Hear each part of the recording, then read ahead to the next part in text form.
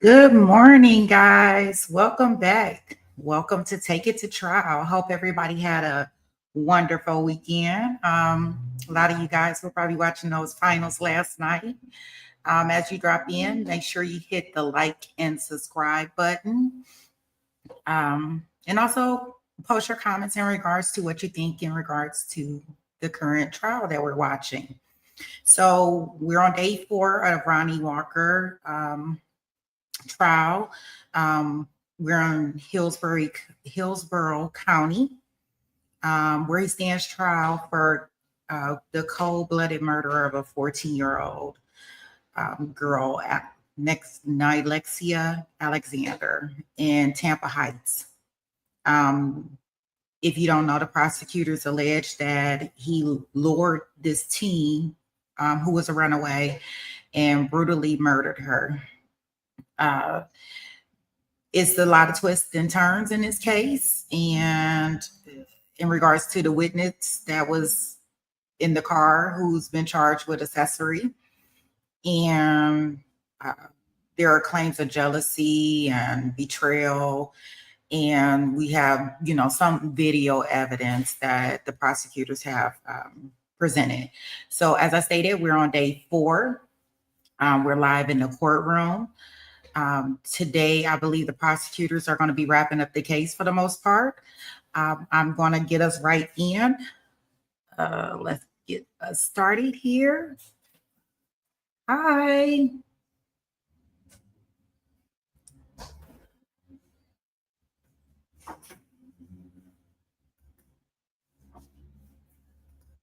Language regarding adequate provocation.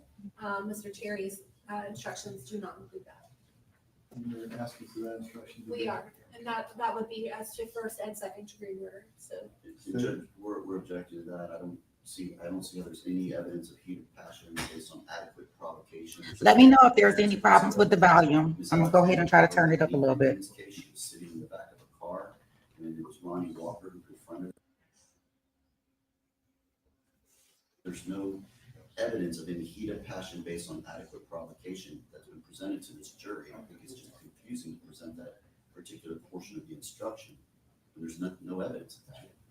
the evidence would be that the argument ensued according to Stanley Wilson after Mr. Walker was given an STD by Ms. Alexander, and that Mr. Walker then passed that on to Erica Sleep. Now, whether or not that the jury believes that that's beyond a reasonable doubt is adequate provocation, that's a question for the jury, but there is evidence on the record for them to at least consider it. So the argument, the alleged argument? The alleged argument, and specifically the component about the STD as well. Judge, the only thing I will say is, I don't know there's been no evidence of an argument. The only evidence we have of anything is that he asked her a question, are you having sex? And she said no, and then he proceeded to shoot her and yell at her to get out of the car. She was not arguing with him. Saying something about disagreement. I can't remember the exact phrase. Mr. Wilson's account differs from Mr. Creed's account. Right. So certainly the jury, if they wanted to, could believe one over the other. Hang on, so we're just going back. Okay.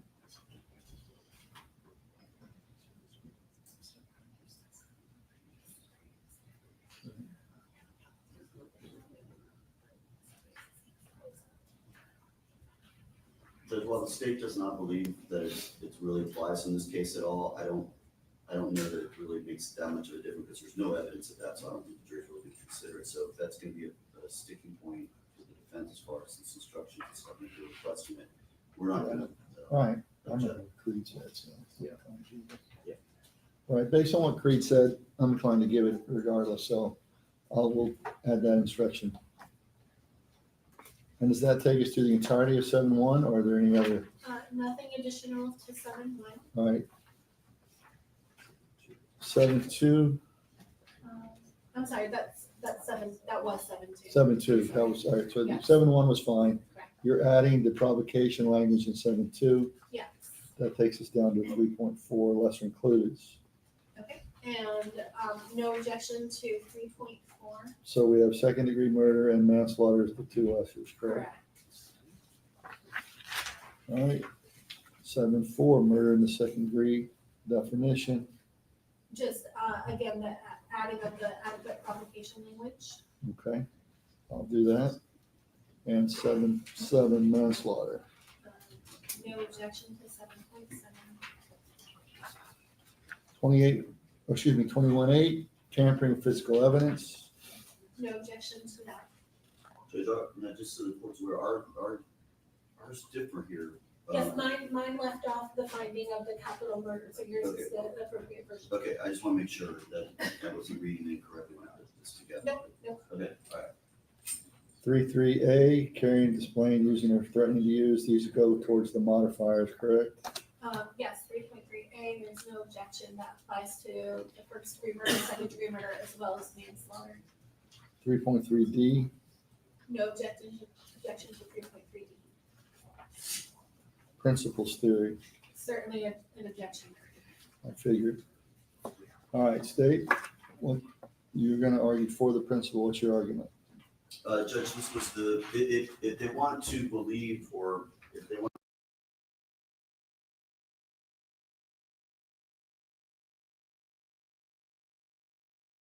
Oh, boy. Ain't no telling how they feed is going. Let's see here.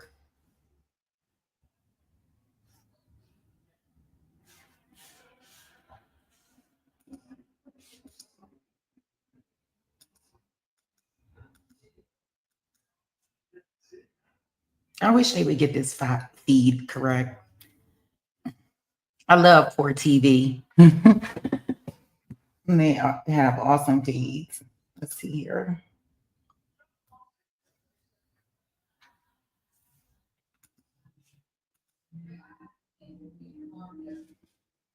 Substantiate the principle theory, they able to, or you try to. I mean, The it's principle theory was trying to disguise or hide evidence of the crime. Absolutely, Judge. I think it all works together to show you. if somebody don't stop the cameraman, oh my gosh, why are we on the bench?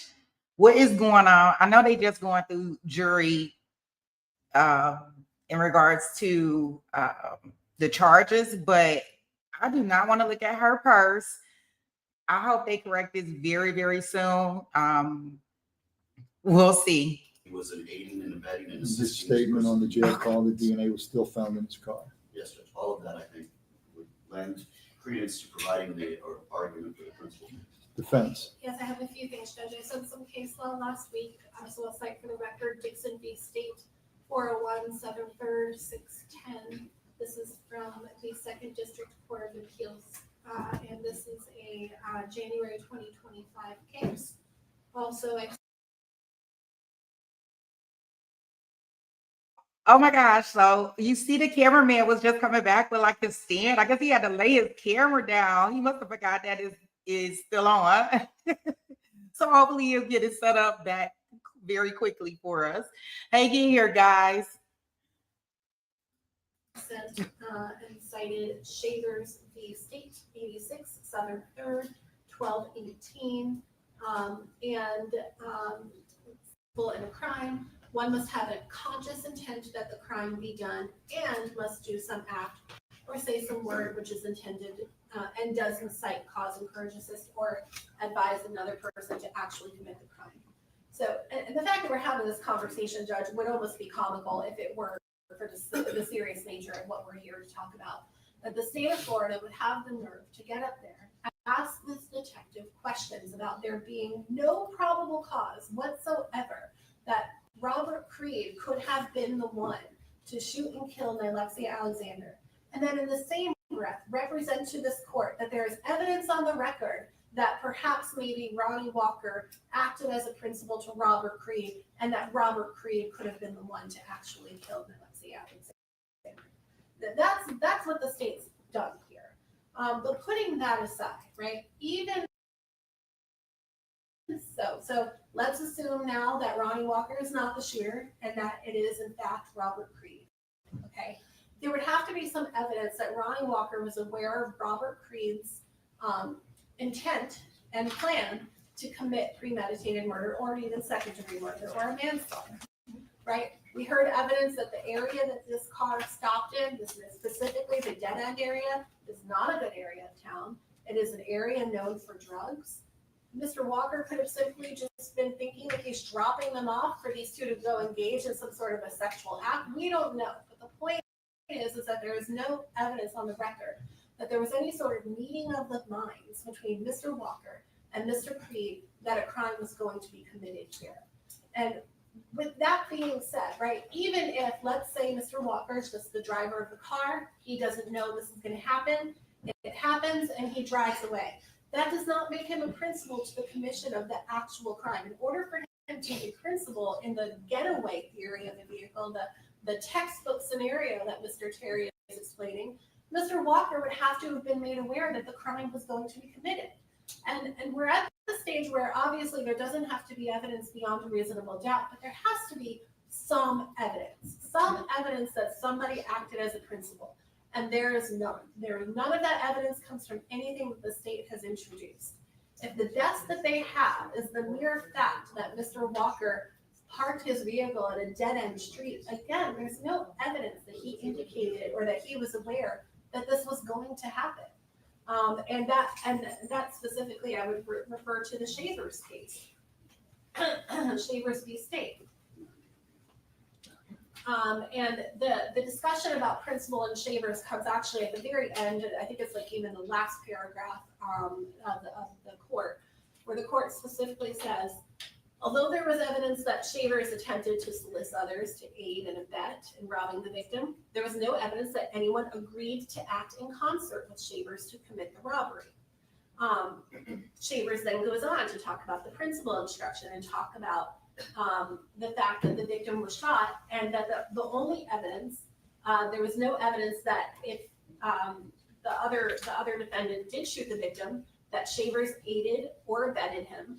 The only evidence was simply that Mr. Shavers was just there, not that he did anything to assist in any way. So in order for even that car being parked at the dark alley to become relevant, there have to be some indication that there was a conversation or an understanding beforehand that this crime was going to be committed.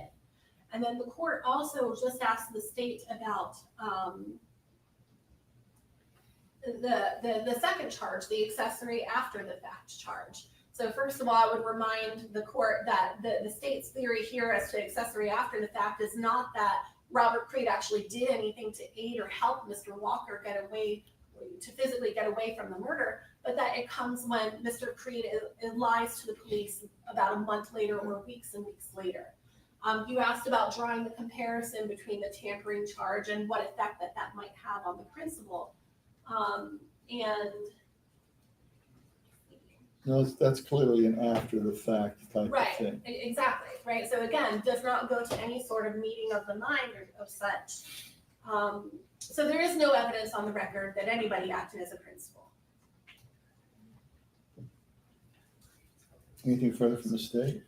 The state disagrees with that completely. I mean, this is clearly he's the one who drove him there. Clearly he was the one. Driving him there could have been for a lot of purposes. You have to prove that he intended to commit the I crime. think circumstantially, Judge, we can prove that because of the fact of the location that was driven But to. your entire case has been saying that he did it.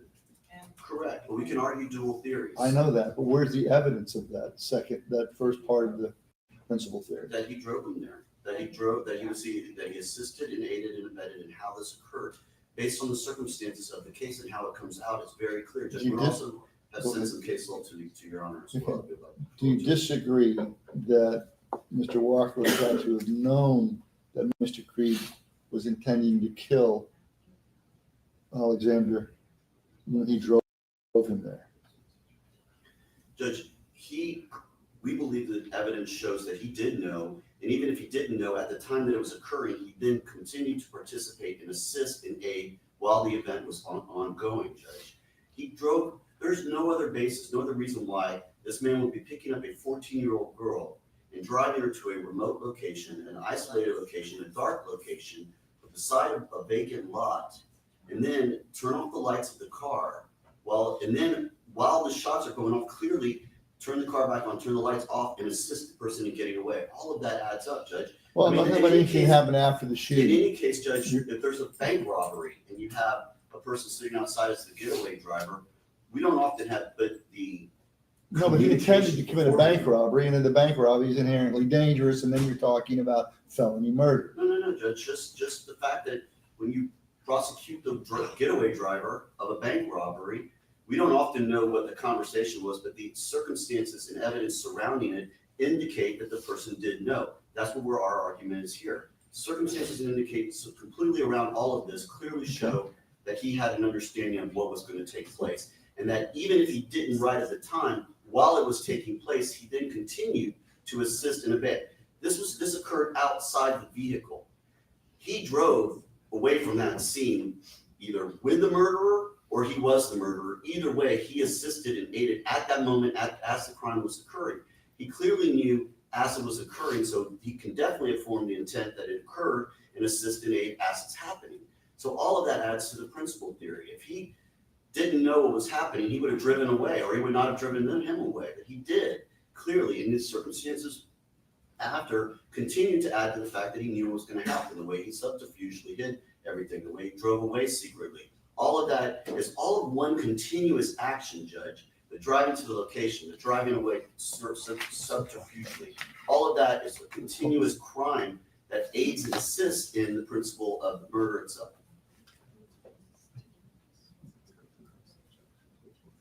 And if Creed was doing it, Creed would have gotten out of the car. He could have driven away, but he didn't. I'm gonna need to look some things up, so let's just finish these. I'll reserve on principle. Let's just go to the 3-7 right now. Judge, just while you're mulling over the principal theory, that I did just want to add that the fact that, again, the state's evidence is that Mr. Creed was woken up by the defendant. There was no communication as to where they were going, what they were doing, who they were going to see. Mr. Creed was sick in the car, slumped over.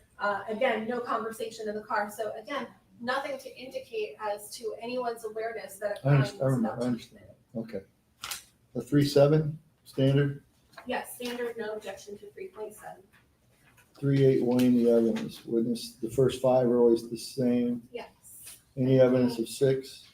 yes, Prefer treatment, yep. yes, Your Honor. 7, pressure, threats. Yes, You would say that the detective, are you claiming the detective Yes. statements? I'm sorry. Yes, Your Honor. Okay, I agree. 7's good. Any inconsistent statements? Yes. Yes, And convicted of a felony? yes. Yes. State agree? Yes, sir. And then that instruction actually continues on to the following page. Right. 7, threats. So the paragraph about expert Oh, I see what you're witnesses. saying. There's a big space. All right. Expert witnesses. Yes. We have a couple of those. Following paragraph about. We someone- strike give only if the defendant testified. Yes. Take that out. And the defendant not testifying, of course, we'll give 3-9A. Yes. The defendant's statements. Yes, I would ask that that remain in. Great. Yep, I agree. Rules for deliberation are standard. The jury is not to Paragraphs- discuss any questions that a juror who, Right, that should be taken out, paragraph 6. Sorry, Judge Norwood? the jury is not to discuss any Three. questions. There's no questions asked by the jury. So we get that taken out. Yep. Citing the verdict, 3-11 is standard. Yes. The verdict, The only thing left out, I usually combine it in 3.12, but technically it's its own instruction, is that separate verdict should be given for separate counts. That's going to be, it says that in there somewhere, right? it did in mine, I did not, unless I overlooked it, I did not see that in Mr. Terry's proposal. Return. I remember saying that in the other trials. Where are we at? 3.12,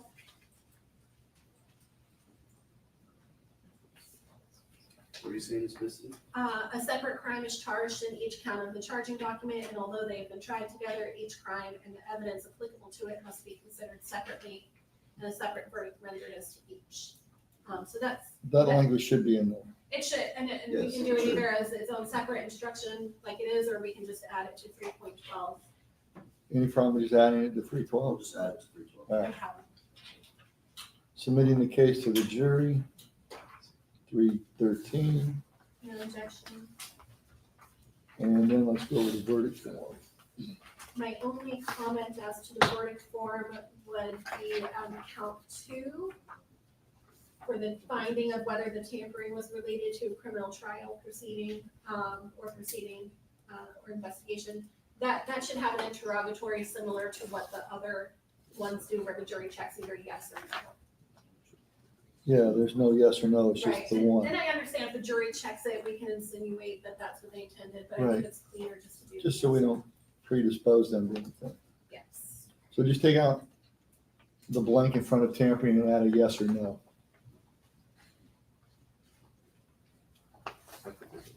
Yes. And just, I would lastly say, Judge, that depending on the court's,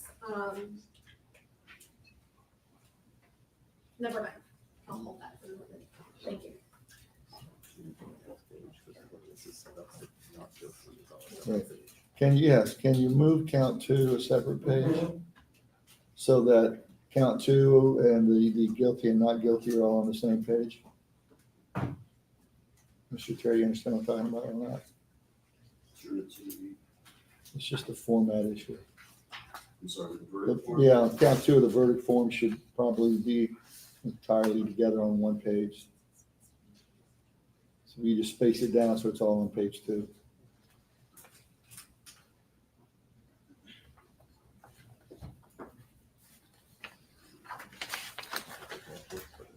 Right. Anything else with the jury instructions? No, however, I did provide to the court case law regarding the principal theory, and I didn't know. Well, I have all of that, and that's what I want to go get it all together in my office. Thank you, Adam. So we'll be in recess for 10 more minutes. Let's check on the jury status. Judge, who's making the corrections? Is the state making the corrections on their? The their state will make the instructions? corrections and provide copies to me, and I can have them all printed out. Thank you. So we would need just 4 copies, I guess.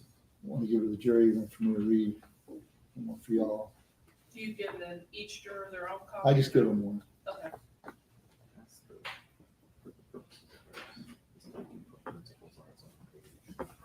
Yes, if you could just do the principal instructions on a separate page, and then based on my ruling, you can put it in or take it out. All right?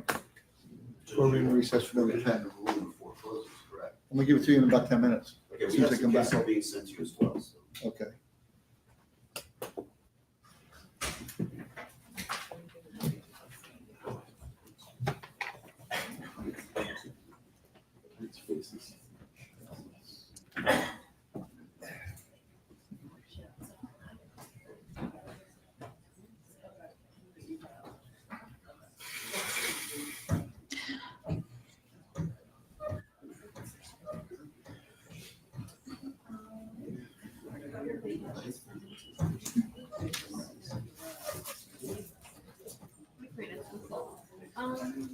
That one, I'm great. How are you? I'm over in Well, and they're going to reach out to break. So does that one happen to be here? Which mic are you going to use? Using that one? Okay, awesome, okay. Okay, yep, all right, so I'll let them know when they go out. Just check it. Yeah, we should take a 10-minute break. All right. Okay. Yep, bye.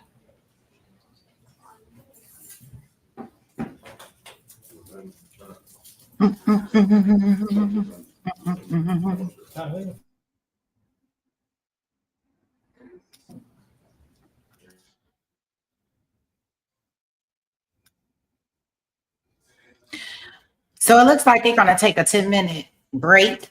I'm going to pull up this live feed that I listened to yesterday from the news channel with the update. I thought it provided a good perspective on where this case is going. In the chat, let's see here. I am going to turn this down all the way. Okay, yeah, just in case.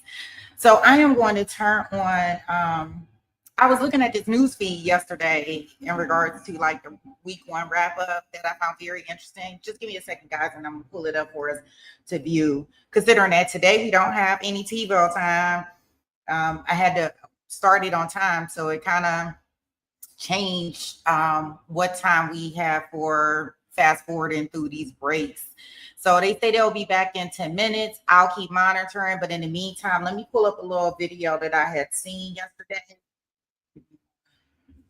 that will give us some additional details and information that I thought was helpful.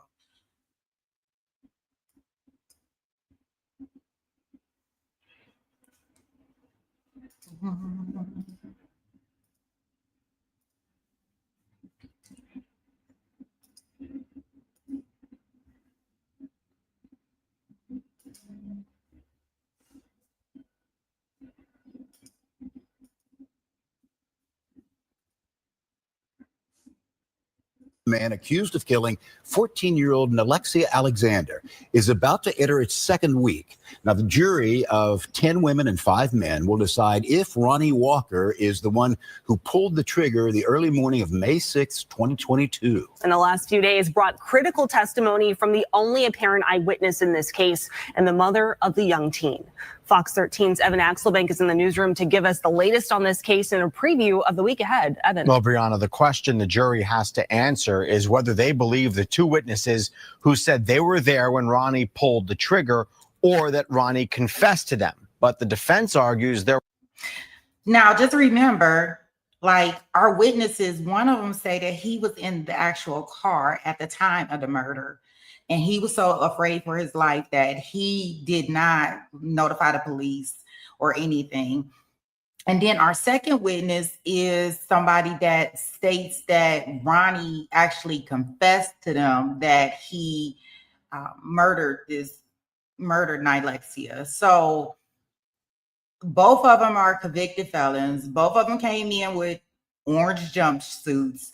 Both of them have something to benefit.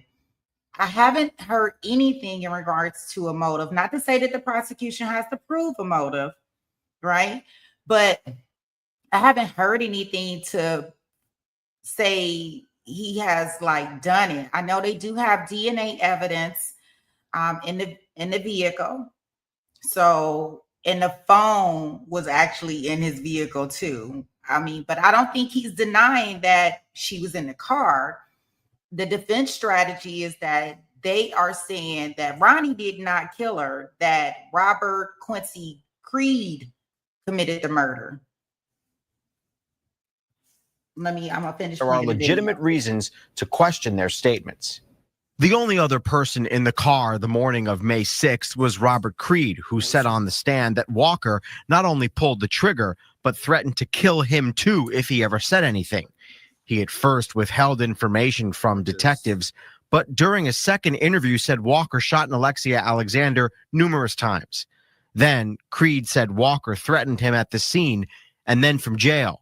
The defense says Creed is the real shooter and was badgered into his testimony by detectives. Another witness, Stanley Wilson, said while he was working as a bail bondsman, he was approached by Walker, who was asking for a bond for his friend. But then he said he might be the one who needs one. Wilson said Walker told him he was angry about Nilexia's sexual history. Wilson says Walker then confessed to him. So he mentioned that he shot her in the cheek. Yes. Did you know at the time that it was that it was the girl that was Nilexia Alexander, the one who had been found in that road? After he had told me about it, yes. Okay. What did you tell him at that time?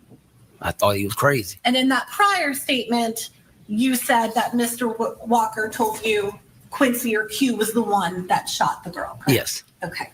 And so I suppose, again, that was information that just slipped your mind when I was asking you about it? Yes, ma'am. Motive is not something the state has to prove, but motive is important in a case like this because it tells the jury why.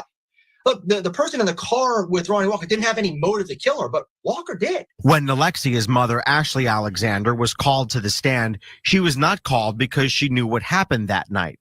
Rather, Nilexia had run away from home yet again, with Ashley telling the jury her behavior declined after a falling out with her birth mother. Ashley Alexander was brought to the stand to identify Nilexia as she was captured on surveillance video getting into Ronny Walker's car only several minutes before she was killed. The prosecution has one witness left to question and will then hand the case to the defense. The defense expects to call several witnesses. It is possible the case will be in the hands of the jury by the middle of this week. Walker is facing first-degree murder charges, Brianna. All right, Evan Axelbank reporting in the newsroom for us. Thank you, Evan.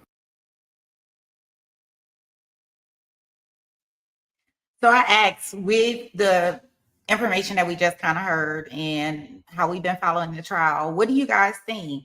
Type in the chat, do you think that they're going to have enough to convict this man of premeditated first-degree murder? And because this is a death penalty case, so it's a big deal. We got to make sure we have the right person, right?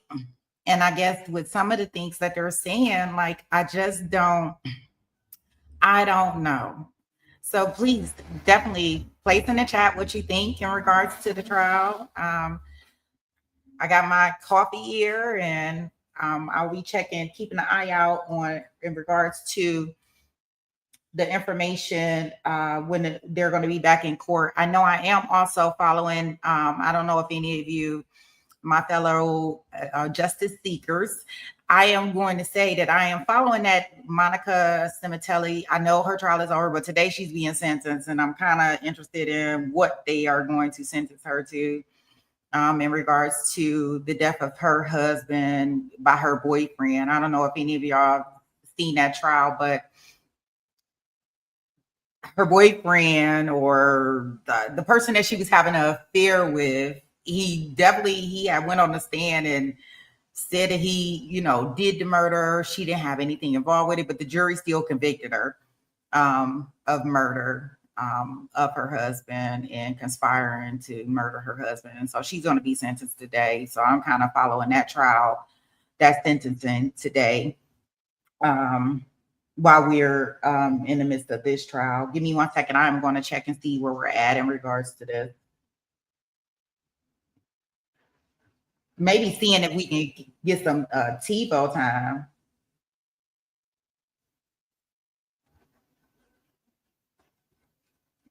Yeah, but very interesting in regards to.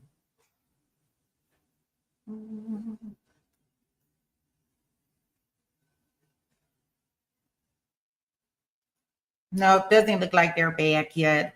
So we're still currently waiting. Yeah, so type in the chat, where are you from? I tell you. Oh, these Mondays, boy, oh boy. But at least they're getting through the jury instructions. We were able to see some of that. I am going to go back and look at the opening statements. I'll do a live on that probably after today. I'll do a live feed. Don't forget to come back to see that. And what I'm going to be doing is kind of like going back to the opening statements, seeing what the prosecution has promised us and see what the defense has promised us, and then kind of determining, like, have they met the burden of proof to convict him of this crime. So we'll see how that kind of goes, because I believe this is going to the jury this week, from my understanding. I did hear that the defense does have a lot of witnesses to present, but I did hear that the jury is going to be, getting the case this week, and I guess that's why they're trying to hammer out these jury instructions for them. So we'll kind of see in regards to that portion. Let's see. Let me go ahead and check the feed. I know it hasn't been quite 10 minutes. I don't know if they're on time.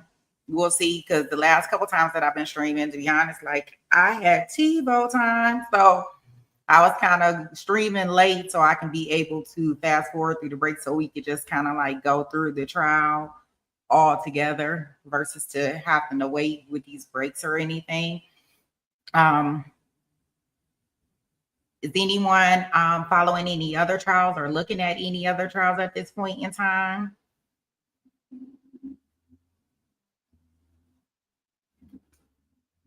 Well,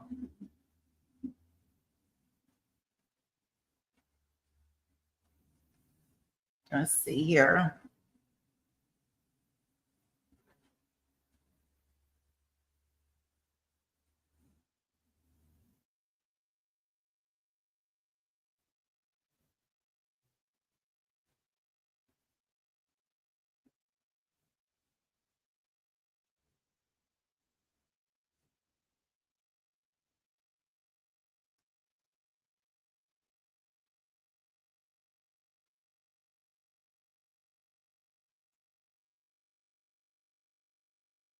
Give me a second. I'm just looking to make sure that they're not back yet, because I don't want us to miss any of this courtroom action today.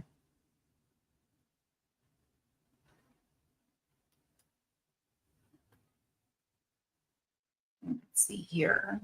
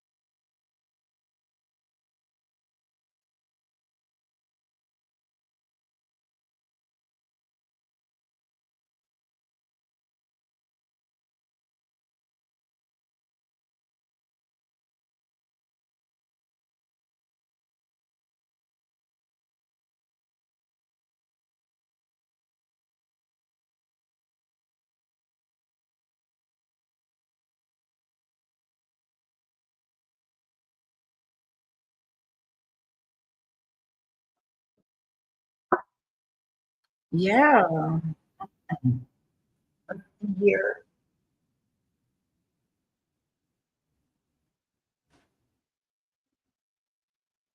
I guess if worst case scenario, we'll go back to look at some of the opening statements now during the period of time that we're waiting for them to actually start back streaming in the courtroom once they get back. Hopefully they're bringing the jury back at that time too. We'll see. We'll give it a couple more minutes and see how that goes.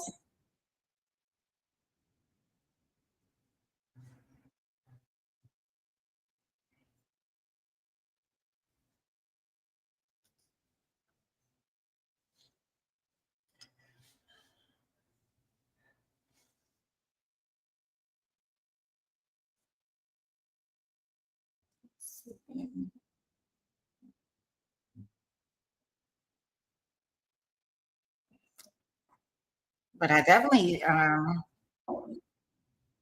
this case very interesting.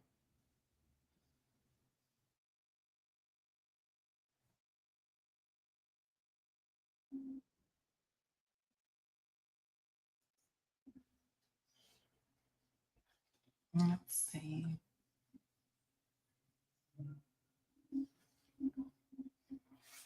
Oh wow, that basketball game last night was oof, I can't tell you. I love for teams to kind of like go at full capacity. I don't want to see anybody injured. I mean, my prayers are with Tyrese Halliburton. Like, wow. But I like to see all the teams like kind of like be at full capacity when they're doing their when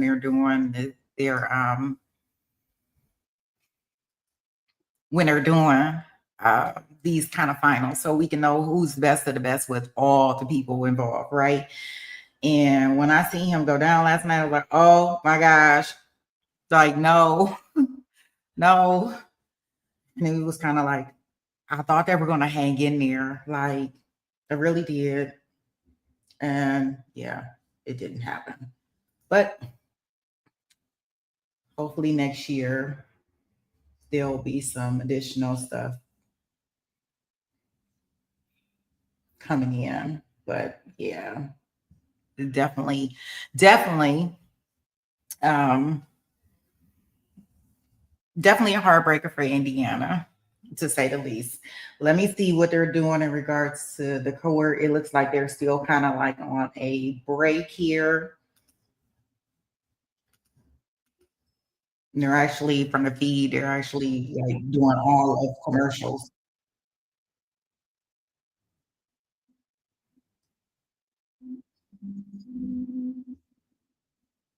Yeah. Here. Hi, welcome.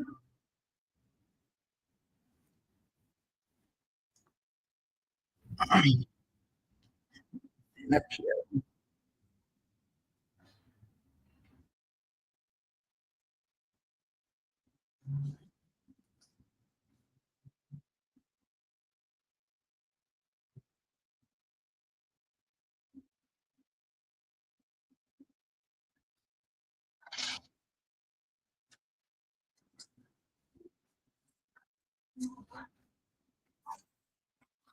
So I know a lot of people are following this Diddy trial. Anybody got any thoughts on that? Is anyone following that trial? That case should also be going to the jury this week too.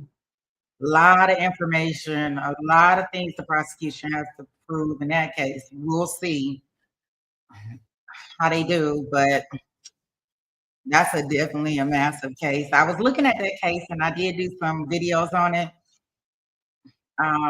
It's kind of hard with not being actually there to understand it, and you just kind of like getting it from people that are reporting in the courtroom, and you have to wait for the tweets and stuff to come out. But very, very salacious trial. If you have any thoughts on it, definitely put them in the chat. Let's discuss.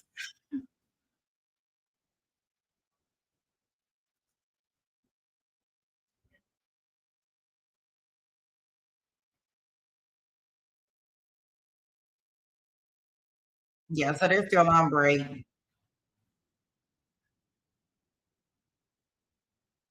Yeah, so hopefully they'll be back live soon. Let's see here.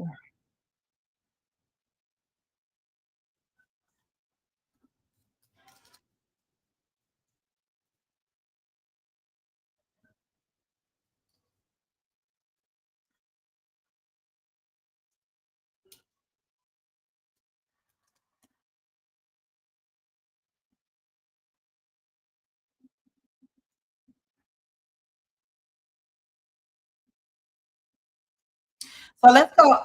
What I'm going to do is I'm going to take us back to actually look at the opening statements while we're waiting. I still got my eyes on when they're live back in the courtroom. So as soon as they get back in the courtroom, we'll be back in the courtroom. So let's do this.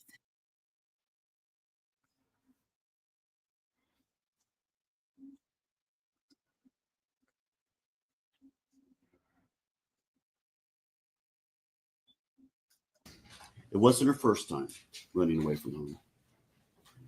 She'd been struggling and acting as immaturely. And in that May of 2022, Nilexia made a decision that ultimately led to her death. Because on May the 6th of 2022 at around 3 a.m., So while we're listening to these opening statements from the prosecution and the defense, let's keep in mind all the things that we have listened to and heard about the trial and what's been presented to the jury to see, have they proved their case as the prosecution, or has the defense provided enough reasonable doubt with poking holes in the prosecution case? Okay. Nilexia Alexander got in the car belonging to that man right there, Ronny Walker. She'd been out on the streets. She'd been wandering around. She was in an apartment complex. And she gets picked up by Ronny Walker. You will see, ladies and gentlemen, video of those last minutes of her life.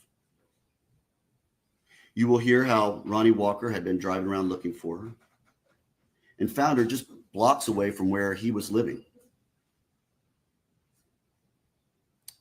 You will see these videos.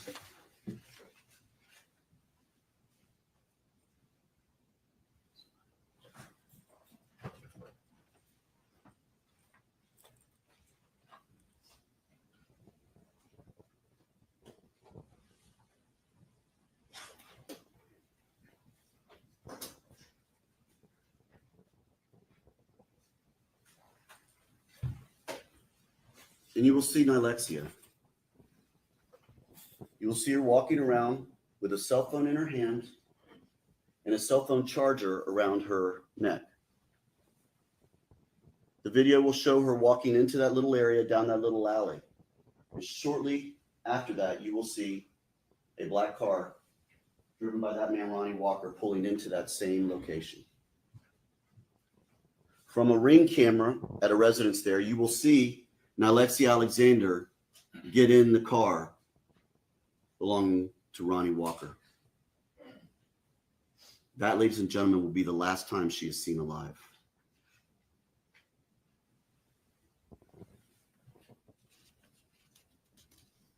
See, that night, Ronny Walker had decided he was going to kill Nilexia Alexander. He found her, he got her in the car, and drove away. You're going to hear that he drove to a convenience store where he bought her a drink. One can only assume that at that time, Nilexia Alexander had no idea what was awaiting her. You're going to hear and see from different cameras this vehicle driven by Ronny Walker driving around at that time of the night into different little neighborhoods and on down streets. And it will end up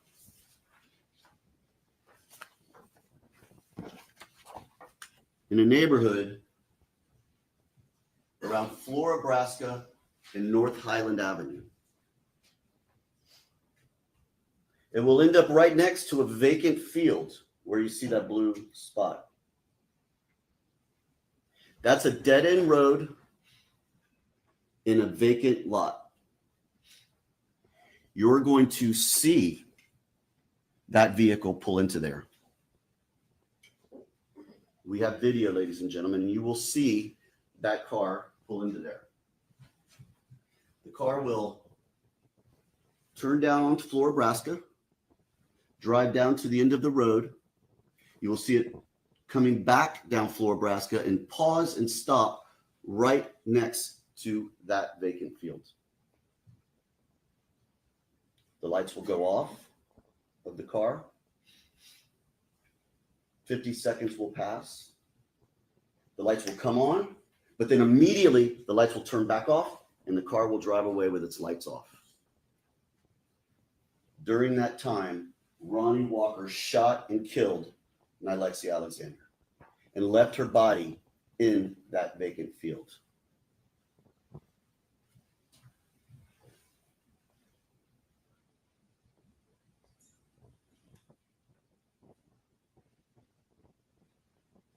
This, ladies and gentlemen, is the video you are going to see. And you will see the car. There's a spider web kind of caught in the middle of it, so it misses some of it. But you will see the car turn down that road, turn back up, stop. The lights will go off. 50 seconds will pass. And then you'll see the lights come on. Clearly the car being turned back on. And then the lights will immediately be shut off as the car drives away.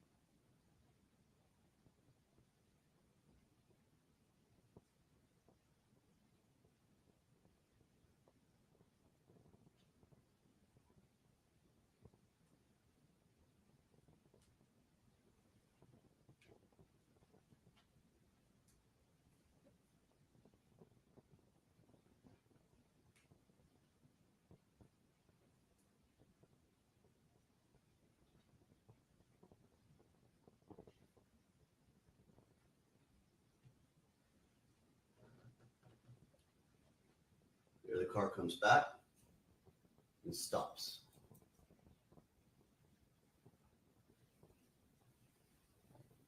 Right there is when Nilexia Alexander is being murdered.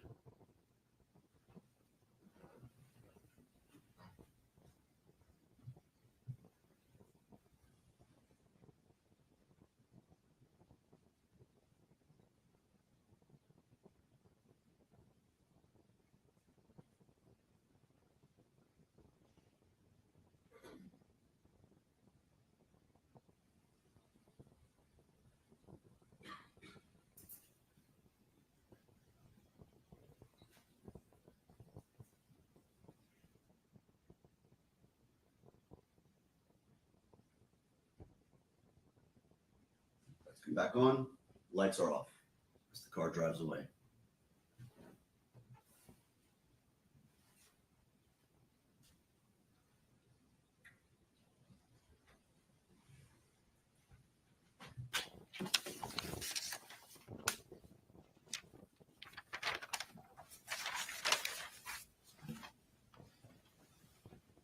We learn what happened in that car.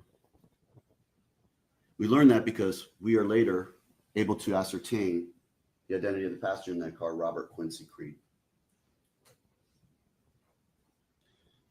Robert Quincy Creed tells us that at that point when the car stops, Ronny Walker begins to yell at Nilexia and asks her if she's having sex with someone.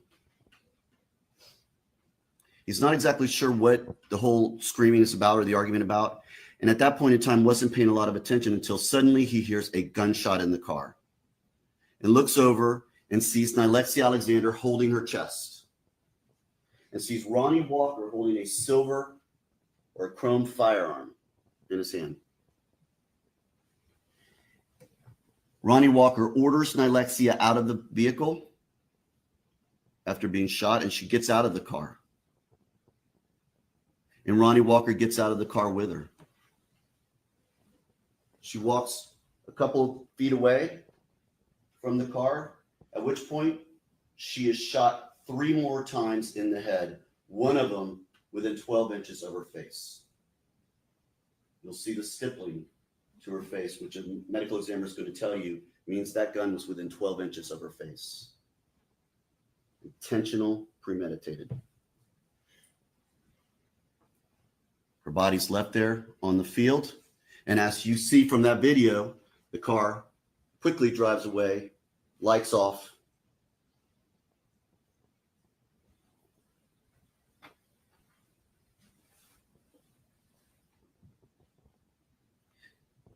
Robert Quincy Creed will tell you that he was sick that night, didn't want to go out, but Ronny Walker insisted that he went with him, that all occurred. He did not know. He will tell you that he believes she was shot in the chest because of the way she was holding her chest.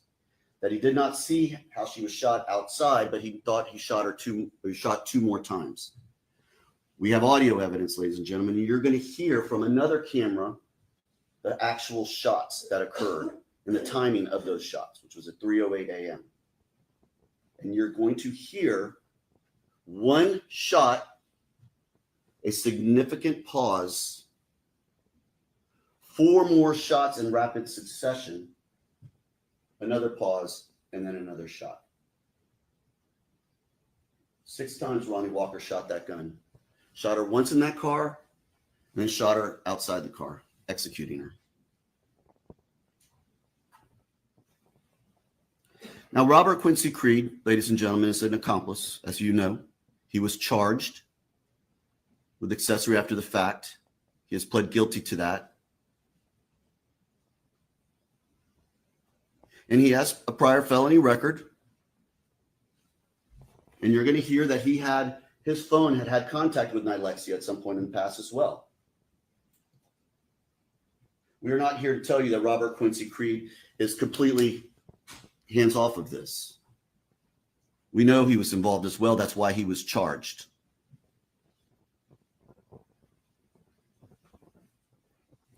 Now, going beyond what Robert Quincy Creed says, Detectives are out there. They find out a little while later they receive a 911 call.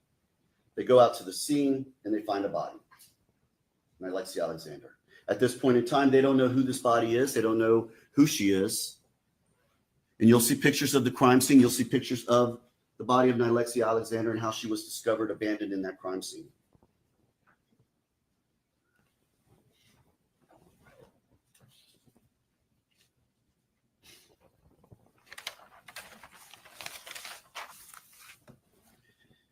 You will see that the detectives at that point go around looking for cameras, and that's when they find this video.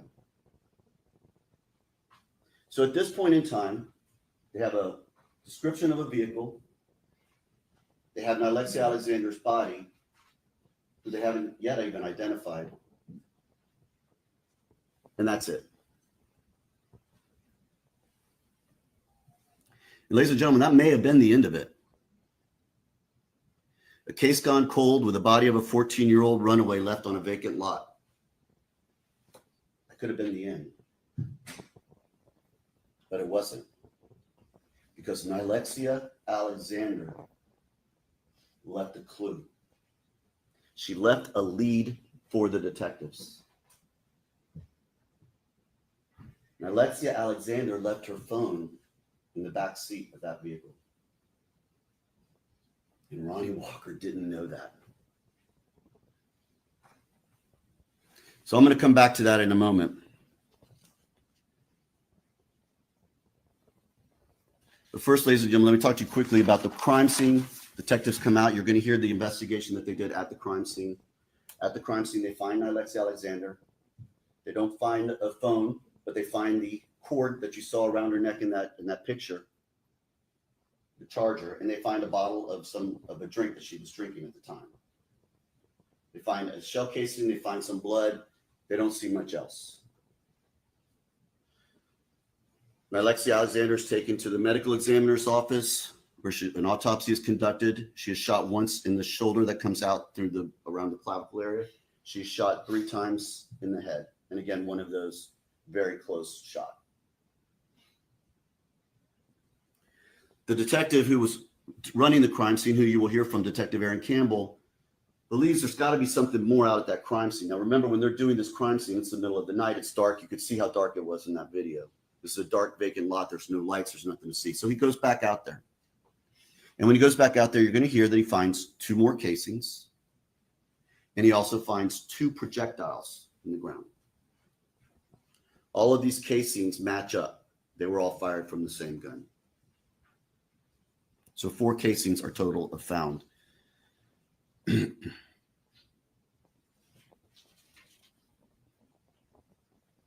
So at this point in time, they eventually, because of a tattoo that Nilexia Alexander had on her arm, they're able to identify her. So they start doing some research and investigation, and they find out that a few weeks before, Nilexia Alexander had actually called 911 from a telephone. In that 911 call registers the phone number on that phone. So they began to do an investigation into that phone number. They find something amazing. After Nilexia Alexander has been killed, based on what they've been able to determine as the time that she was shot, her phone continues to move. They're able to follow it for a while and are able to capture some videos of that car moving in specific areas where the phone was moving. That same black vehicle that you saw in that video. And they continue to follow where that phone seems to go on that evening, just after the homicide. And they follow it all the way to a Thornton's on Hillsborough.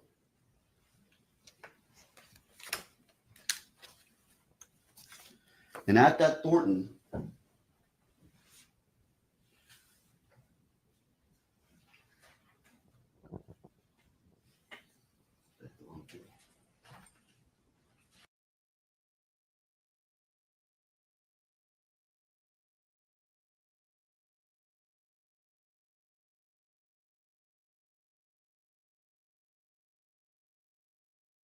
I just paused it, the opening statements. If you're just coming in, we're just waiting for them to get back from break. They said 10 minutes, and of course, it is not 10 minutes. Now, I hate when they tell us they're going on break for a certain period of time and then they're not going on break. But thank goodness we have these opening statements here in order to refresh our memory and to determine if the prosecution is actually proving their case or did the defense poke some holes. Definitely tell me in the chat what you think so far, and don't forget to hit the like and subscribe button. Okay, we're going back. And I'm still keeping an eye and watching. So as soon as they get back in the courtroom, we'll be back in the courtroom. And let's take it to trial.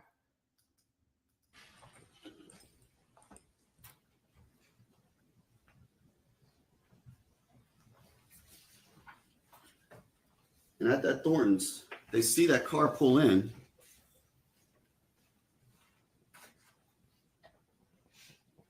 And they see this man get out of the car, out of the driver's seat. Ronny Walker.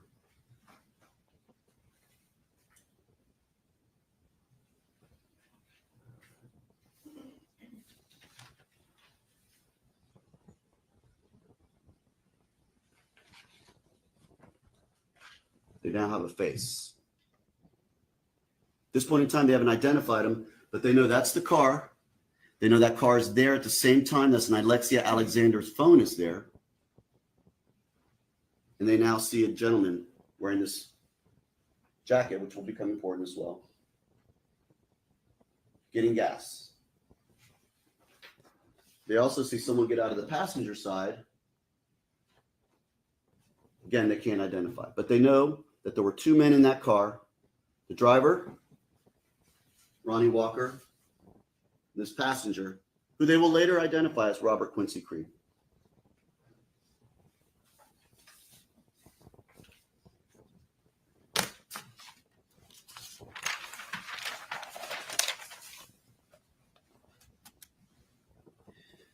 So they continue to follow this phone. It's like a trail of breadcrumbs. And the phone leaves that Thornton's and it goes to an area near where Nilexia Alexander was when she was picked up. And it's there for a while. Again, at this point in time, they don't know who this is. They know they have a picture of this man. They have a general idea, description. They know the general type of car. But they don't know who he is. But they know that Nilexia Alexander's phone has gone to this other location and it's there for a while. But here's another funny thing. The next day, that phone starts moving again. Ronny Walker still has not found out or figured out that that phone is still in his car. And so they follow it the next day. And sure enough, the next day drives through downtown Tampa and they see it go to an area around Tampa General Hospital. The phone does. Nilexia Alexander's phone. And so they were able to pull up Tampa General Hospital's license plate readers. And sure enough, there's a license plate reader there. And they see the car come through, and that license plate reader identifies the owner of that vehicle as Ronny Walker. Now they have a name.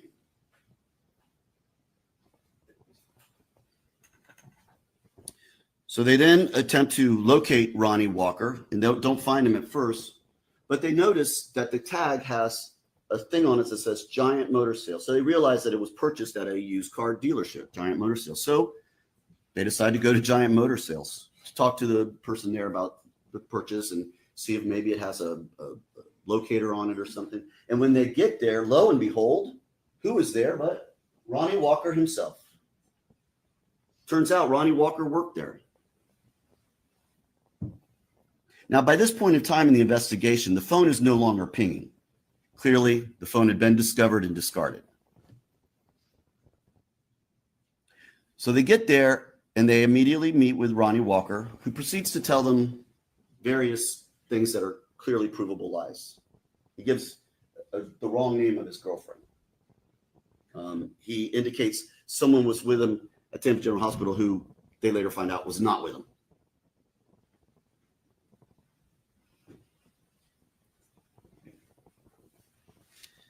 So they continue to their investigation.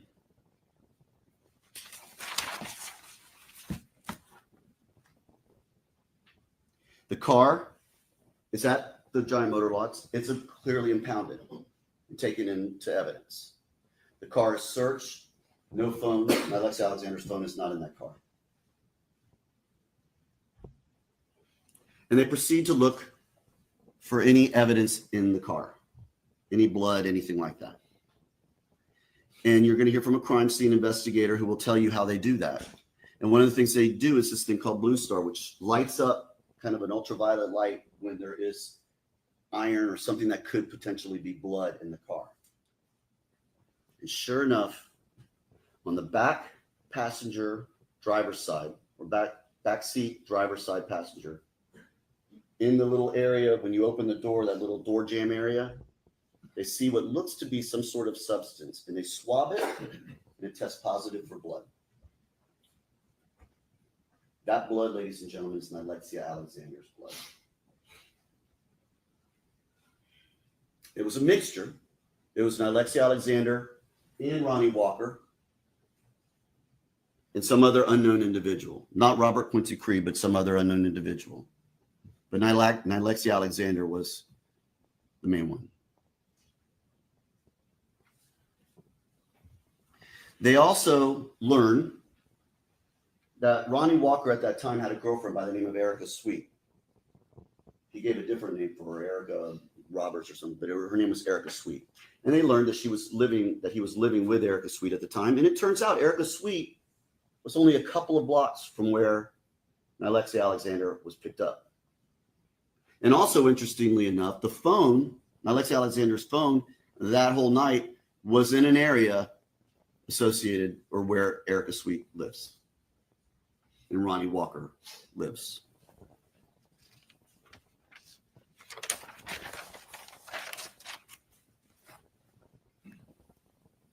You also hear that another individual comes forward, a man by the name of Stanley Wilson, a man who has a significant prior criminal history. He is a man who sold fake insurance to people. And so he eventually got convicted of selling fake insurance to lots of different people. And so each one of those is a felony. So he has a lot of felonies. But you are also going to hear that at the time he was dating or seeing Ronny Walker's niece. In that he is kind of I don't know if the word is player, but he kind of knows the neighborhood, knows a lot of people, works with a lot of bondsmen.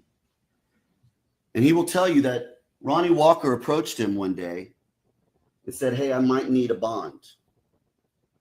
He initially tells him that Q or Quincy Creed shot a girl. But then he says, "No, man, it's me. I need it for me. I'm the one who shot her. Can you help me out with that?" And he tells Stanley Wilson that he shot her because she had given him an STD, or he believed she had. That was his belief, which he had then given to his girlfriend.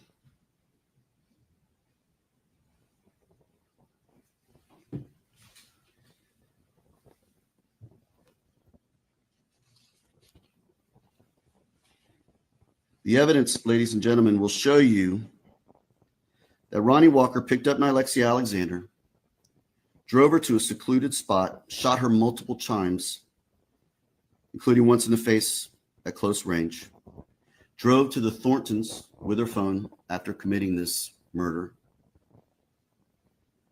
drove back home to Erica Sweet's house, where his phone and Erica Sweet's phone.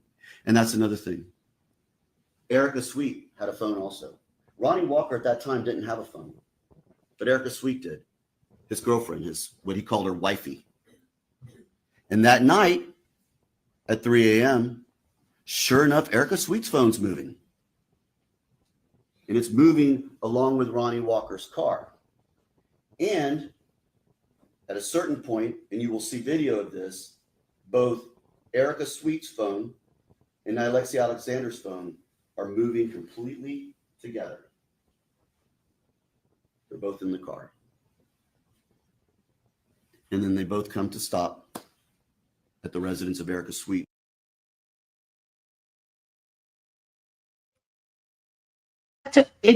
tuning in, just to let you know, we are still kind of like waiting for them to get back in court.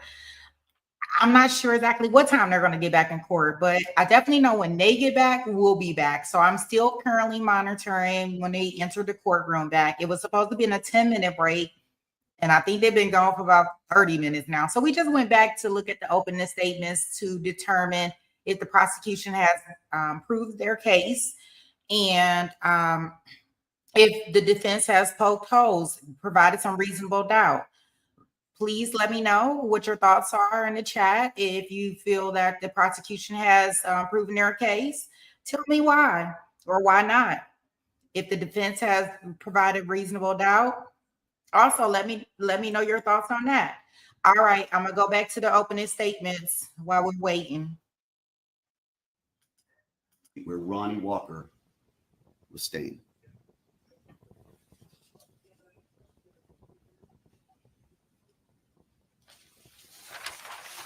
Ronny Walker tried his best to clean his car, but missed some blood. And that blood connects to Nilexia Alexander and proves she was shot in that vehicle before getting out and ultimately shot in that vacant field. All of the evidence, ladies and gentlemen, points to Ronny Walker in that car. A car that on May the 6th of 2022, Nilexia Alexander made the wrong choice to get into.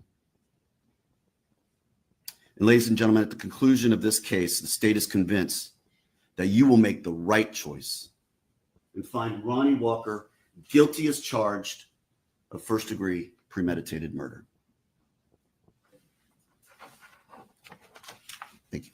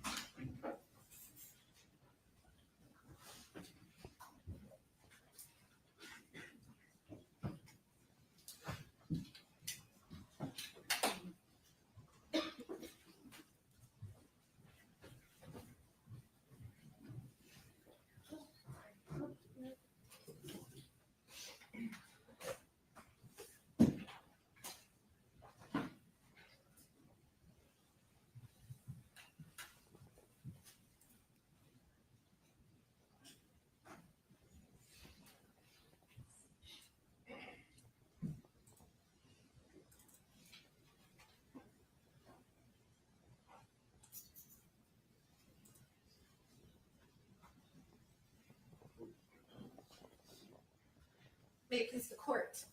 Counsel. Good morning, members of the jury. This is not a case of felony murder. It's not a case of a principle where you have two people working together to commit a crime. And the facts and the evidence is going to show that this is not a case where Ronny Walker killed Nilexia Alexander. The facts and the evidence are going to show that this is a case where one man and one man only is responsible for Nilexia Alexander's death, and that is Robert Quincy Creed. As you heard from Mr. Terry, I expect that you will get to hear from Mr. Creed. And I'm going to go through some of the circumstances under which Mr. Creed is facing charges. And I'm going to go through a little bit of the investigation and touch on some of the points that the prosecution left out during their opening statement. So forgive me if you see and hear some of the same things, but I'm asking you to look at it from a different perspective. So how does Mr. Walker get here? How does Ronny Walker get accused of first-degree premeditated murder facing the death penalty? Well, as Mr. Terry points out, it starts with that car, right? Shortly before 9:00 a.m. on May 6th, law enforcement responds to the area of Highland and Flora, Nebraska, and they locate the deceased, who later becomes known to them to be Nilexia Alexander. The first course of action that the detectives do is they canvass the area for video surveillance. And lo and behold, they see a vehicle traveling around the area, a black vehicle. You'll get to see some of these videos, I expect. This is a screenshot from that vehicle traveling on Highland Avenue. And they see a black vehicle and multiple cameras. So the vehicle becomes somewhat of an interest to them. The police continue to canvass the area. They go to several locations and they keep seeing this black vehicle. But they don't have a name, they don't have a face, they don't have a license plate. Eventually, their big break is when they learn that Nilexia Alexander has a phone number that her mother did not know about. Nilexia kept this phone. Law enforcement learns about it from Nilexia's younger cousins.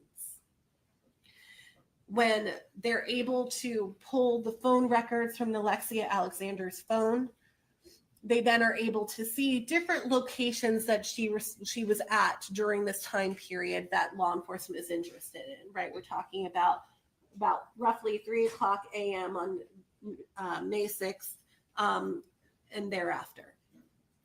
One of the locations that they certainly find that Nilexia Alexander's phone is pinging to cell phone towers out is at Thornton's gas station. And they see that black vehicle. They see a driver in the black vehicle. They see a passenger in the black vehicle. This is captured at some time after the shooting occurs. This is the only video that you will see which shows either the driver or the passenger at or around the time of the shooting. So we know that there is a driver and a passenger at the time that this vehicle is at Thornton's. What we don't know is if there was a driver and a passenger before that. We don't know who was driving the car before that. The only evidence of that, quite frankly, is going to come from Robert Creed. And I'll talk about him a little bit more in a moment. Law enforcement continues to track the car, figuring out where else can they pull some video surveillance from. And again, we have that Tampa General Hospital video. And you'll see, it may be a little bit difficult here, but the video will make it clearer. There's that passenger again, wearing those shorts that he was wearing in the Thornton's gas station video. So we know that that's the same person. And I expect Robert Creed will come in here and he will tell you that that is him at Thornton's, him at the gas station at Tampa General. They now are able to get a license plate number for that Ford. And that ultimately is what leads law enforcement to Ronny Walker. They go and they contact Mr. Walker. They come into contact with him where Mr. Walker is working. Mr. Walker is more than cooperative with them. He talks to law enforcement for hours. He gives them his DNA. He gives them his phone. He gives them his car. While Mr. Walker is talking to law enforcement, he tells them about his girlfriend, Erica, who happened just by coincidence to be showing up at the Ford Motor store or Ford Motor property at the very time where Mr. Walker is talking to law enforcement. And he tells law enforcement, there she is. Law enforcement talks to Erica Sweet.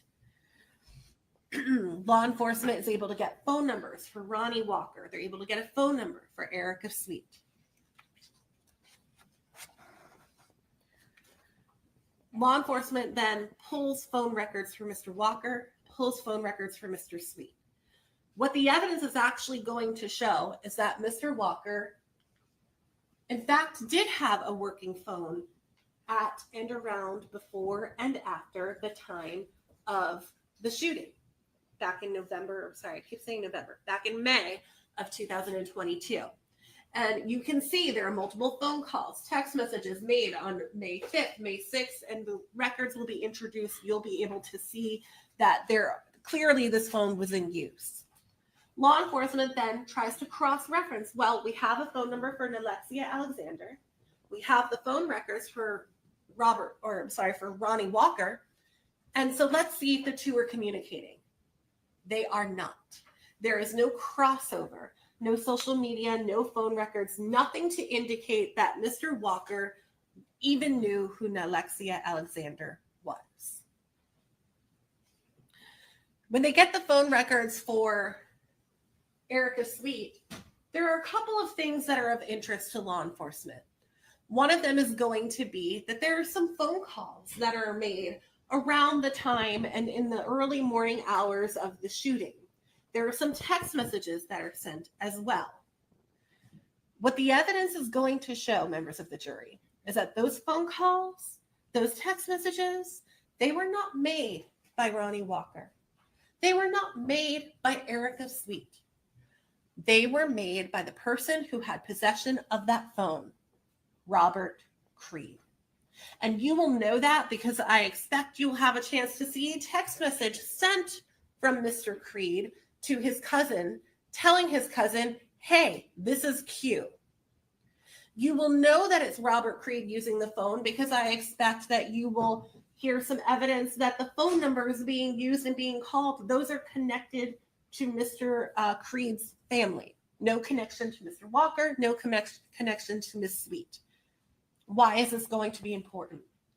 Because at the time when this phone is traveling in the same areas as Nilexia Alexander, we know the person in possession of this phone is not Mr. Walker, it is Robert Creed.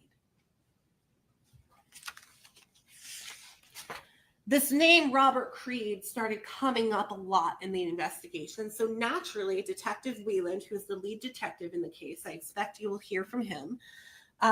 He then starts to look into Mr. Creed. He interviews Mr. Creed. He pulls phone records for Mr. Creed. And when he pulls the phone records for Mr. Creed, it's not to be minimized. It's not that there was some phone calls between Mr. Creed and Nilexia Alexander. You're going to see the phone records, and you're going to see starting as back as far as April 29th, 2022. So we're talking just a couple of days before the shooting. There are multiple phone calls, multiple text messages between Mr. Creed and or Nilexia Alexander. Either he's calling her or she's calling him or back and forth. And those phone contacts continue up until April 30th. And then after that, there's nothing else. But this is the connection that law enforcement was looking for. How did Nilexia Alexander end up in that black Ford? Well, now we know because she was there to see Robert Creed. Again, absolutely no connection to Ronny Walker.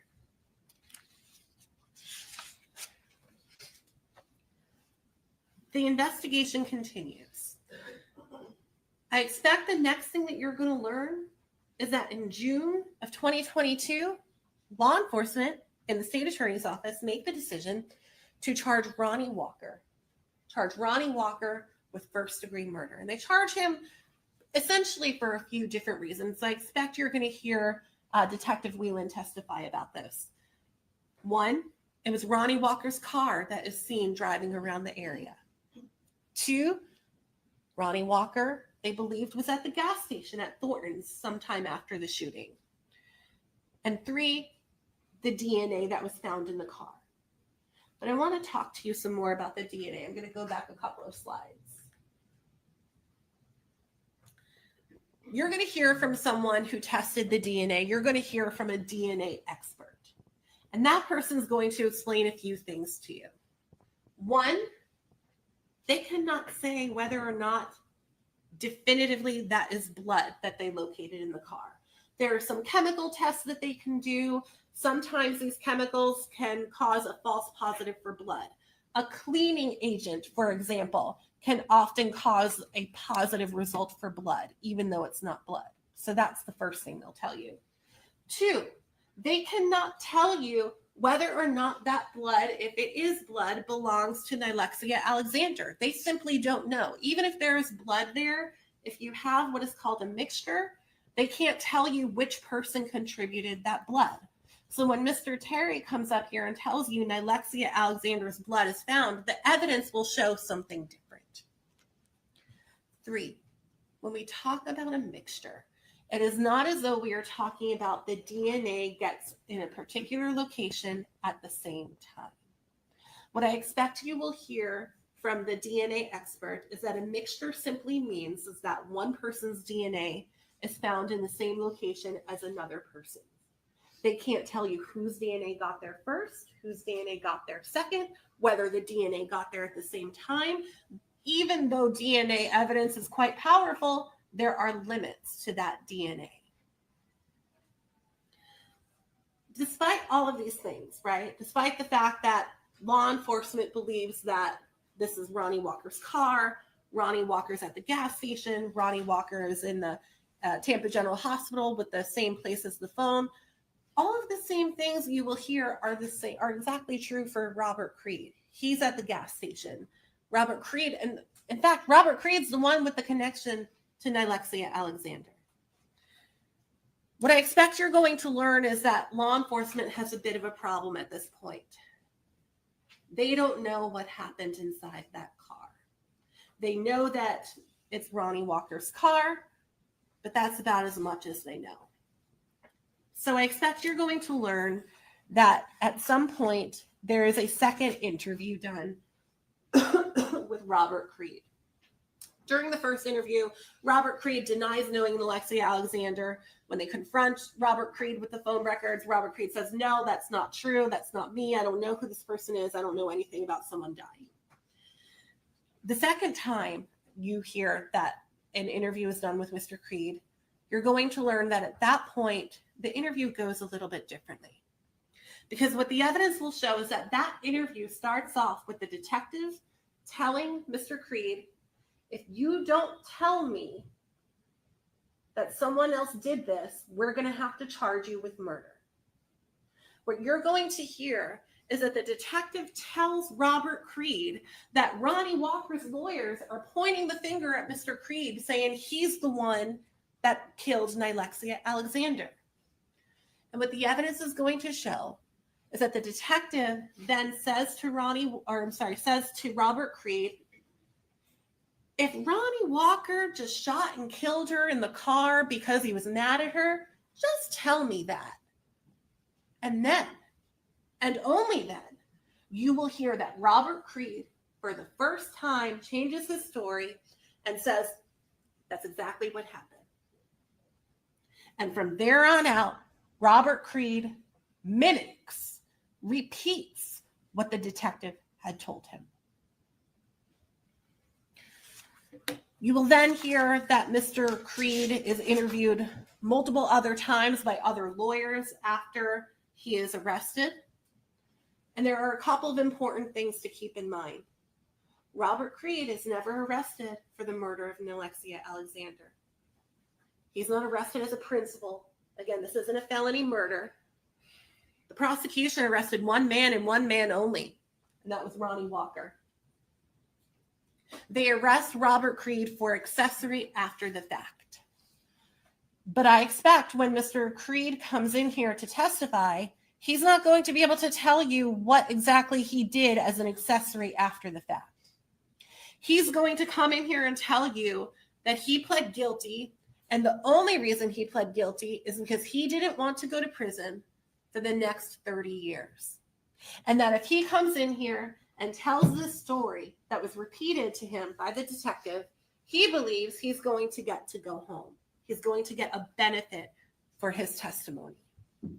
And that's where the judge's instruction at the end of the case is going to come into play, when he talks to you about looking at this testimony with a very critical eye. Because at the end of the day, Robert Creed cannot be trusted. He has lied to law enforcement. He has changed his story. He's being a benefit for being here and testifying. And when you hear the details given to law enforcement by Robert Creed, because eventually Mr. Creed is pressed for details. Okay, well, tell me, where was Nilexia when she was shot? Where was Mr. Walker when he was shot? Those details are not going to add up with the evidence. Robert Creed is going to come in here and tell you that Ronny Walker was sitting in the driver's seat, had a gun in his left hand, turned around, and shot Nilexia Alexander in the car. And that's not going to add up with the evidence. There are going to be no bullet holes, no projectiles, no blood located in the interior of that car. And you're going to get a chance to see and hear about all of that.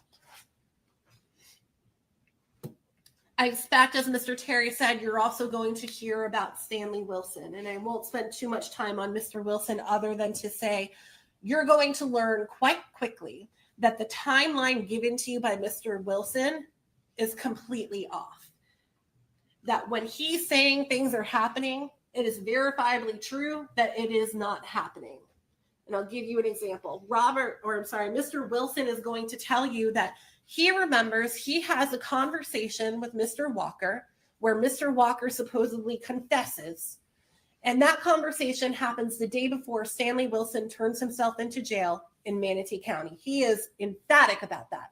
This conversation happens the day before I turn myself into Manatee County Jail. What you're going to learn is that Mr. Wilson turns himself into Manatee County Jail sometime in April of 2022, before the shooting even happened. So that is just one example of the fact that the timeline is not going to add up.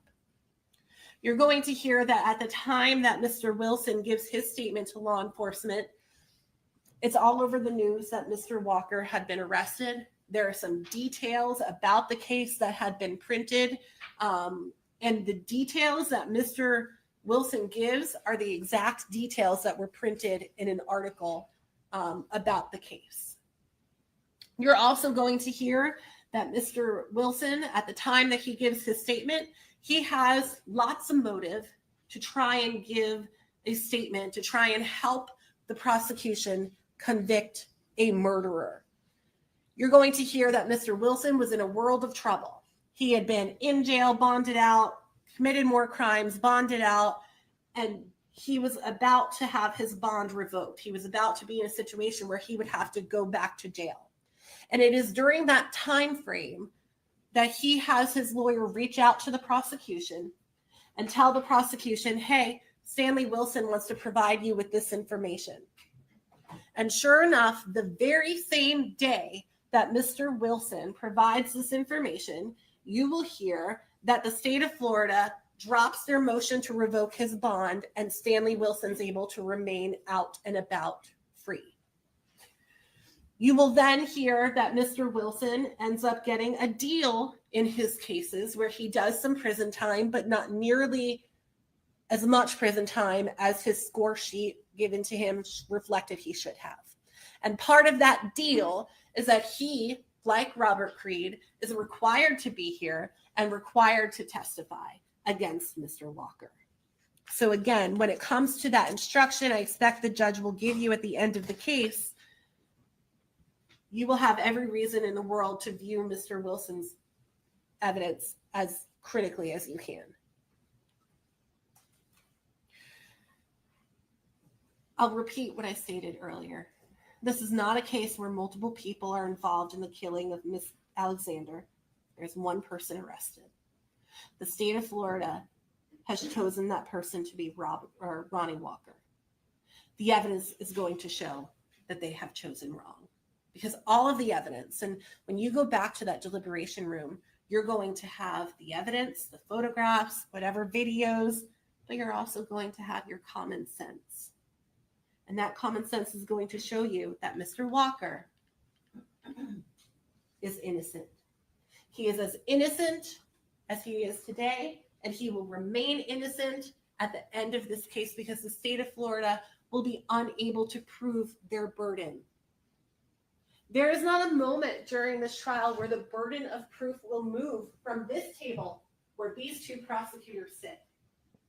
There is not a moment during this trial where you should look to Mr. Walker to prove anything or to disprove anything or explain anything. Those are all the presumptions that you agreed to follow when you were selected as jurors. The judge at the end of the case will tell you you can find a reasonable doubt in the evidence, in the lack of evidence, and in any conflicts in the evidence. And at the end of the case, you are going to have reasonable doubt in all of these places. You're going to find that there's information given to the detective that he never followed up on. Because like I said, the evidence will show they got their man. They put all of their eggs in one basket, and that's what they stuck with.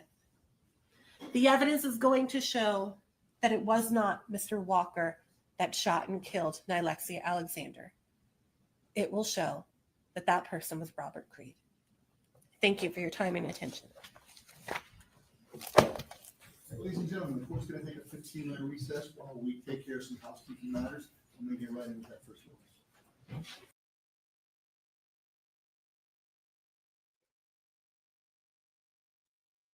So guys, what do you think? We have now revisited the opening statements completely. Of course, as usual, they're not in court yet.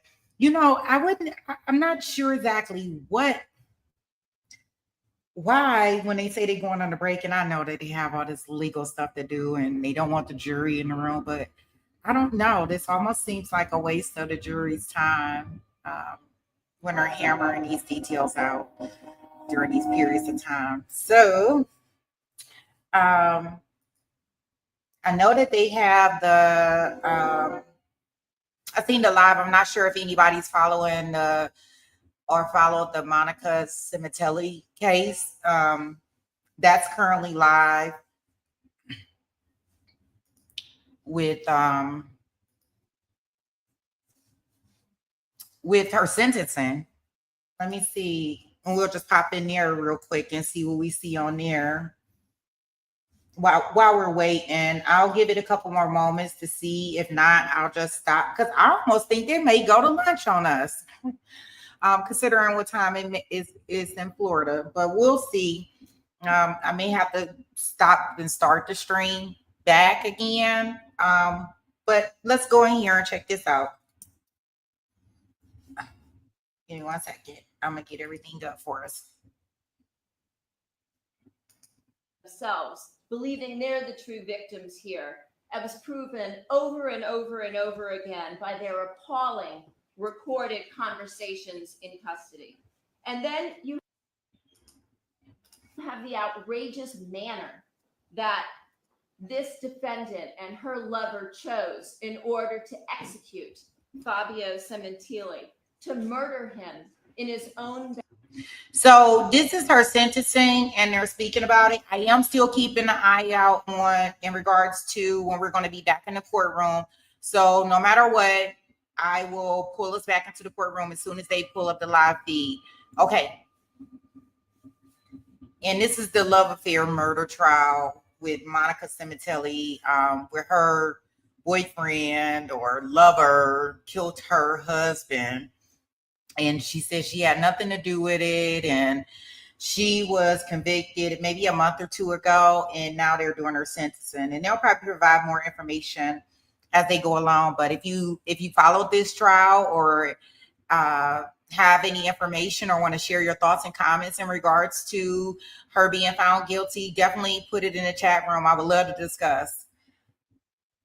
Backyard to stab him to death in such an egregious and evil manner as he was relaxing and working out at the pool, thinking that he had his whole life in front of him as his 50th birthday was quickly approaching, having bought himself finally at the age of 49 and a half, a used Porsche because he felt like he had earned the right to do that.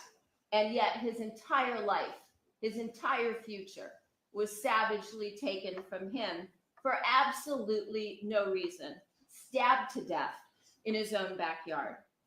And again, we're talking in this case about a victim who was totally innocent, totally vulnerable. As much as she now tries to dirty him up and convince her daughters, oh, he was a dirtbag and he was having an affair, none of that had any evidence to support it. It's just, once again, a way to try to make herself look better, which is, again, typical of sociopathic behavior.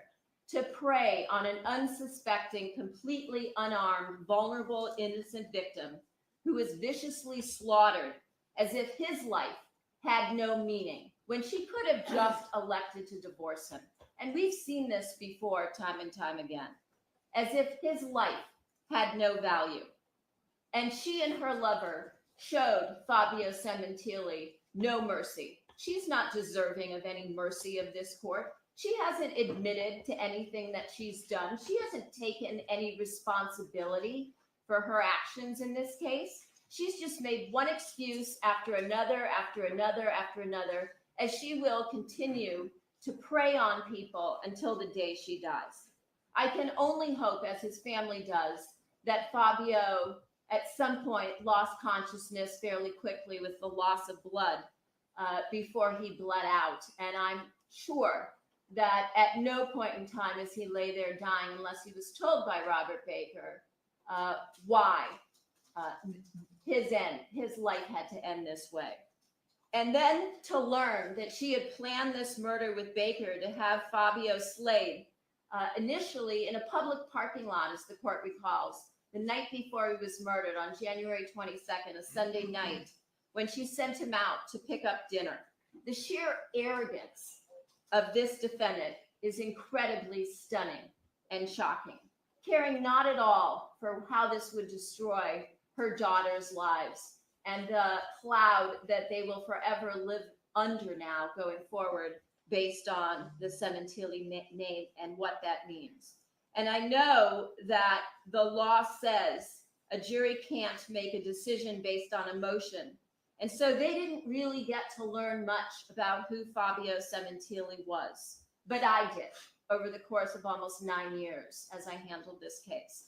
I must have spoken to over 200 people in the course of my investigation and preparation of this case. And I couldn't find anybody, although I asked, because I was sure there had to be a skeleton somewhere. I couldn't find anyone who didn't ardently believe that Fabio Cementili was one of the most genuine, wonderful people they had ever met or ever worked with or ever worked for. Not one person had one bad word ever to say about him. He was beloved, maybe not by his wife, but by everybody else, including his ex-wife. And that says a lot. He was a thoroughly decent human being who wanted the best for everybody he came in contact with. And that's a very unique, rare individual in this extremely difficult world that we live in today. The most important thing to him, according to everybody I spoke to, was his family. And that's why this murder was such a betrayal by his wife. This is also, as I've said, a defendant who perpetuated numerous lies for almost a decade. She's a habitual liar. We presented a ton of evidence regarding that. She has zero remorse. She's taken no responsibility for the murder of her devoted husband, who was devoted to her for over 20 years, even before they were married. And she clearly has earned the right to spend the rest of her life in prison. There was such overwhelming evidence in this case as to guilt, as well as to the special circumstances regarding the murder for financial gain, such as it was at some point, the court prohibited us from putting on any more witnesses because there was so much evidence regarding the life insurance, as well as all of the other policies and retirement accounts and monies that Fabio had accumulated over and through his own hard work over decades, bringing himself up from nothing to a hairdresser, to a celebrity hairdresser, to a platform artist, to a vice president of a multi-billion-dollar company. As well as the special circumstance in this case of lying in wait, which we heard in excruciating detail from the defendant's lover, Robert Baker. So at this point, I think that the people and the family, as well as all of his close friends and some of his coworkers, are very anxious for this court to bring justice to this case at long last. Your Honor, could I respond briefly? Normally, I do not allow that, but I'll allow a brief statement by you. Your Honor, I didn't know this was going to be a repeat of our closing argument. I just want to say that the prosecution, Ms. Silverman, has every right to comment on the conduct and the jury verdict regarding the defendant. I do not believe she has the right to demean her family, her daughters, her sister, all of whom know Monica Simontilli far better than the prosecutor, and who continue to believe in her innocence, her background, who she was before this terrible incident, and who she remains. She will be paying for the rest of her life, whatever the court decides. But the idea that her family, who testified on her behalf, somehow makes them less individuals who care about their father or their mother-in-law, or care less about what occurred here, is simply wrong. They love their daughter, and they love their sister, and they love their mother, and that is their right. And they testified under oath here what they felt and believed and still believe. I do not think it's proper for the court to consider, and I don't think the court will, but for the prosecution to attempt to demean their character and their love for their mother and their sister, as Ms. Silverman has just done, and I object to it. All right, thank you. Ms. Simmons, anything further? Yeah, I did no such thing.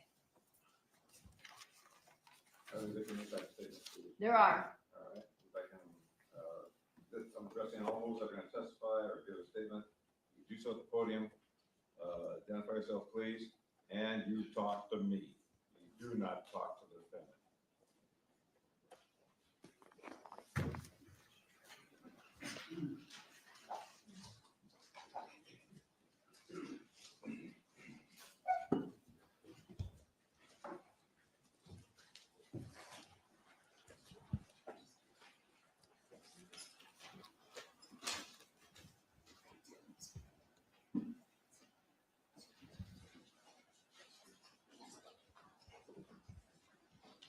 Good morning. My name is Luigi Simontilli. I'm Fabio Simontilli's son from his first marriage.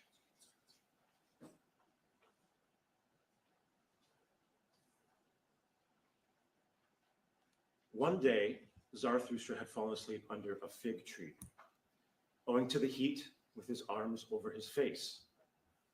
And there came an adder, and it bit him in the neck, so that Zarathustra screamed with pain.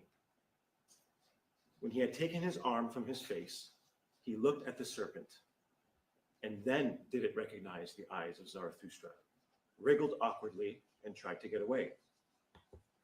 Not at all, said Zarathustra, as thou hast not yet received my thanks. Thou hast awakened me in time. My journey is yet long.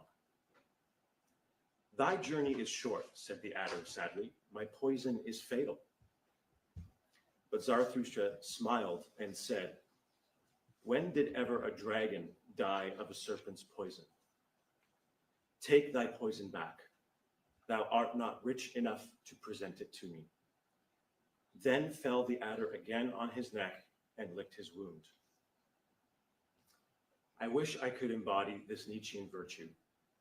I always thought that when this moment came, I'd have a holster full of the nastiest, most vengeful and vitriolic words I could possibly muster to do my part in speaking truth to power and righteousness to evil. But that's not what I'm going to do here today. I have no poison to give back to the adder, because I've come to believe that you become what you behold. And if I hold on to cruel, hateful, and vindictive thoughts, then I too will become a cruel, hateful, and vindictive person. And I refuse to be made worse from this experience. Instead, through my own alchemy, I transmute the poison into a life-affirming vital essence to become a better and more resilient version of myself. That is my metamorphosis. I will now recite one more reading from a work of fiction, and that will conclude my statement. By rights, we shouldn't even be here, but we are. It's like in the great stories, the ones that really mattered. Full of darkness and danger they were, and sometimes you didn't want to know the end, because how could the end be happy? How could the world go back to the way it was when so much bad had happened? But in the end, it's only a passing thing, this shadow. Even darkness must pass. A new day will come, and when the sun shines, it will shine out the clearer. Those were the stories that stayed with you. that meant something, even if you were too small to understand why. But I think I do understand. I know now. Folks in those stories had lots of chances of turning back, but they didn't. They kept going because they were holding on to something. What are we holding on to?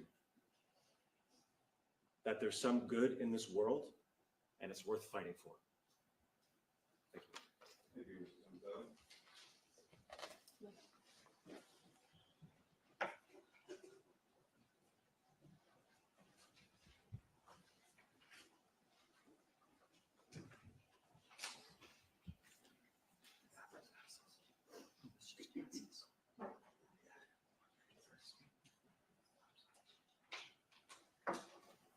Morning, Judge Cohen. I'm on here on behalf of my wife, Vanessa Rondinelli, which is Morella's daughter and the niece of the defendant. So my name is Vanessa Rondinelli. I'm Morella Cementelli's daughter and Fabio's niece and goddaughter. I am also a mom, a wife, a physician, and I wouldn't be who I am today if it weren't for my Uncle Fabio. The impact that this murder and trial has on our family is beyond words. Luckily, the impact that my Uncle Fabio has on our family is much more profound and meaningful. Each of us are headstrong and moving forward because that's who he was and that's how he encouraged us to be. We all have powerful memories of him and our family, together and individually, that we won't let go of. Fabio knew so many people and somehow made each person feel important, worthy, and seen.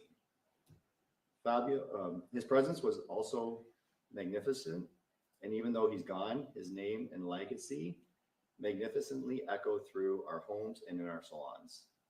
No one was able to learn who he was as a person during the trial, but the opportunity that we have today to bring this to light will hopefully let us know how much we loved him. Monica was the only person in this trial who truly know how much he was loved. This was not a crime of passion, self-defense, or planned in haste. This was a planned murder of a man, a father, an uncle, a brother, a son, a mentor, and a friend. To see her fake expressions and lack of remorse for this wicked crime is heartbreaking. What a shame that she didn't believe the incredible team at the LAPD would have ever pieced this together in her pathetic master plan. She came to my medical school graduation just a few days before she was arrested on behalf of my uncle. She wickedly deceived us for 6 months after the murder, speaking on behalf of him, representing him at all of our meaningful occasions. Our celebrations of life are poisoned with her presence. Watching her shake her head in disbelief and fake sad faces make me want to vomit. She knows what she did. She deserves to spend the rest of her life regretting it. Judge Cohen, I trust that you consider how much Fabio's loss has negatively impacted our family, not only because he was an incredible person, but because of how heinous this murder was, and the incredible damage Monica has done to our family and her own. Thank you.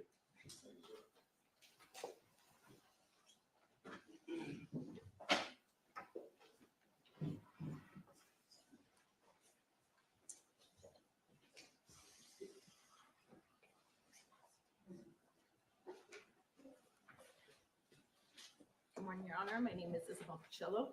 I'm married to Daniel Pacillo, one of Fabio Cementelli's nephews. I've never had the chance to meet Fabio. Over the years, I've heard countless stories about him, stories that painted the picture of a kind, generous, and remarkable man. But that's all I'll ever have, other people's memories and stories. I'll never get a chance to know him myself. That opportunity was stolen from me by Monica.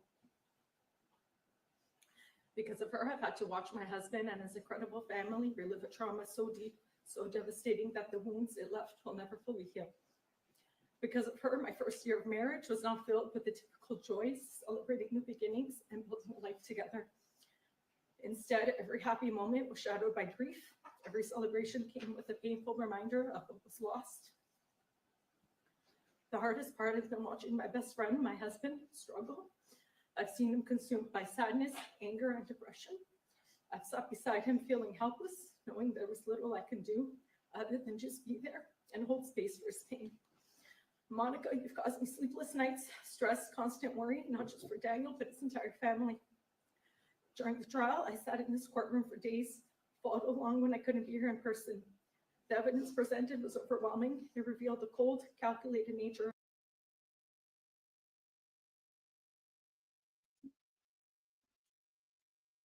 Hi, guys.